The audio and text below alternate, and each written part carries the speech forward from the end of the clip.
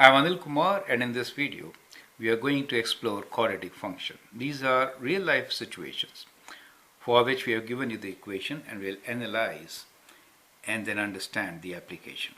The question here is, a golf ball is hit and its height is given by h equals to minus 4.9 t square plus 29.4 t, where h is in meters, h is the height in meters, and t is the time in seconds. At what time is the golf ball on the ground? And part B is, what is the maximum height the ball will reach, and when will it reach this height? So when will it reach this height? So that is what the question is. So let me rewrite this equation for you. It is h equals to minus 4.9 t square plus 29.4 t, right? Now you can actually pause the video, answer this question, and then look into my suggestion. Now part A is, at what time is the golf ball on the ground? On the ground means height is equals to 0, right? So if I write height 0 and find t, I know the time when it should be 0. Now how to find that time? Best way is to factor this particular equation, right? So we will actually factor this equation. So to factor, I can take t common, and I'll also take minus 4.9 common. So I'll write minus 4.9 t as a common factor.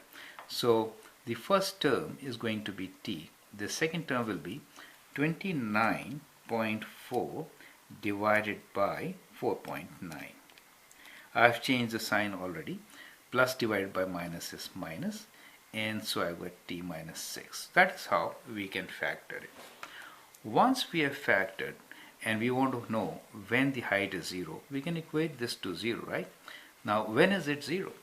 So from the factored form, it is very easy to find the answer. When the first term is 0 or the second term is 0. Now this is 0 at t equals to 0. And t minus 6 is 0 for t equals to 6. Do you get the idea?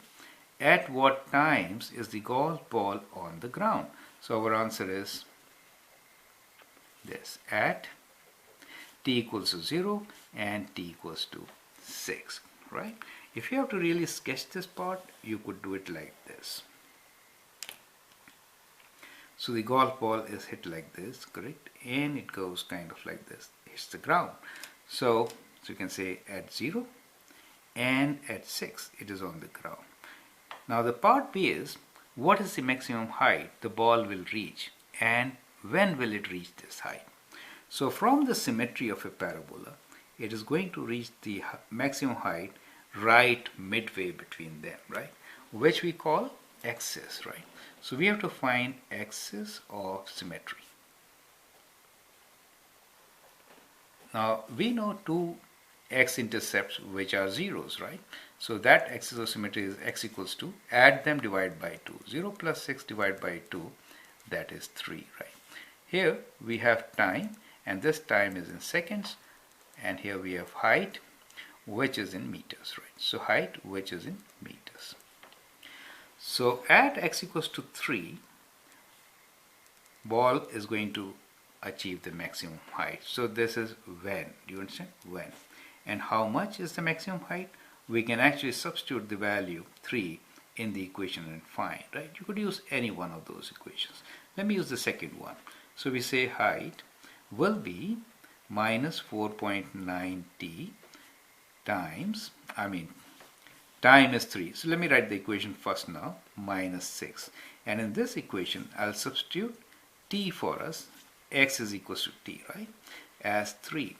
So I get this as minus 4.9 times 3 within bracket 3 minus 6, right? Which is minus 3. So I get minus 4.9 times 3 times minus 3. We can use the calculator. Minus and minus will become plus. So I'll do 4.9 times 3 equals to, in decimals, 44.1. So plus 44.1, the units are meters. So this height is 44.1, correct?